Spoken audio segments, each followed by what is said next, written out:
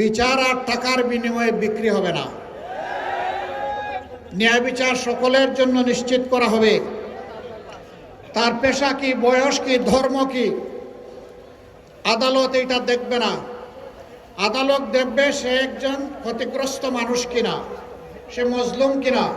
যদি ক্ষতিগ্রস্ত এবং মজলুম হয়, আদালত অবশ্যই তার পক্ষে রায় দেবে। আদালত দেখবে না কে প্রেসিডেন্ট আর কে প্রধানমন্ত্রী আর কে মন্ত্রী আর কে এমপি। আদালত দেখবে তিনি অপরাধ করেছেন কিনা। যদি তিনি অপরাধ করেন, প্রেসিডেন্ট হলেও তিনি অপরাধী, তারও বিচার হবে। আমি আমাদের দিকে খাড়া চোখ, তাজা চোখ রাখার জন্য আপনাদেরকে অনুরোধ করব। আমরা যদি সত্য থেকে হেলে যাই, আমাদেরকেও ছাড় দেবেন না। বিশেষ করে এই সাংবাদিক বন্ধুদেরকে অনুরোধ করব, আপনারা ওয়াচ ডগ হিসাবে আমাদেরকে অত্যন্ত তির্যকভাবে দেখবেন। তবে আপনাদের কাছে আমাদের অনুরোধ, সাদাকে সাদা বলবেন, কালোকে কালো বলবেন। সাদার গায়ে কোনো কালো প্রলাপ লাগাবেন না এবং কোনো কালোকে গোপন করবেন না। তাহলে এই দেশ ভালো চলবে এবং আপনাদের অবদানের জন্য দেশবাসী আপনাদের কাছে কৃতজ্ঞ থাকবে। আমরা মিডিয়াকে সেই জায়গাটায় দেখতে চাচ্ছি। প্রিয় দেশবাসী, বগুড়ার জন্য কিছু কথা ছিল, আমরা জনসভায় বলে এসেছি। দোয়া করেন যে কথাগুলো বলেছি আমরা যেন রক্ষা করতে পারি। বিপুল সংখ্যক মায়েরা এখানে এসেছেন। এই সময়টা ঘর থেকে সাধারণত বের হওয়ার সময় না, এই সময় দুপুরের খাবার, ঘর সামাল দেওয়ার সময়। তারা আল্লাহ তাআলার ভালোবাসা এখানে চলে এসেছেন।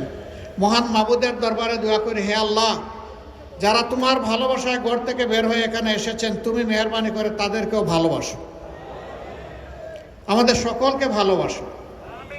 আমরা দেশকে একটি ভালোবাসা এবং পারস্পরিক সম্মানের দেশ হিসাবে আমরা গড়ে তুলতে চাই। মায়েরা ইনশাআল্লাহ মর্যাদার সাথে শান্তিতে নিরাপদে ঘরে থাকবেন।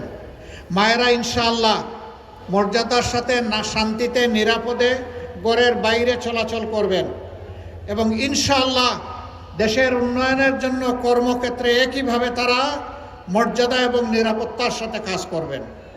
সকল পেশায় তাদের অন্তর্ভুক্তি নিশ্চিত করা হবে ইনশাআল্লাহ। সেদিন তারা মর্যাদার সাথে করবেন আর গর্বের সাথে বলবেন, আমিও দেশ গড়ার একজন কর্মী। যেভাবে একজন যুবক কিংবা একজন প্রৌঢ় বা বৃদ্ধ মানুষ বলবে। আমরা কিছু নীতিমালা ঘোষণা করেছি ইতিমধ্যে। 5 বছর বয়স পর্যন্ত সকল সন্তানের চিকিৎসার ভার নিবে রাষ্ট্র।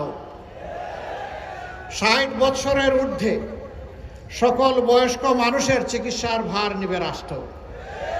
তবে যারা রাষ্ট্রকে সহযোগিতা করবেন, তাদের সচ্ছলতার কারণে রাষ্ট্র তাদের কাছে কৃতজ্ঞ থাকবে।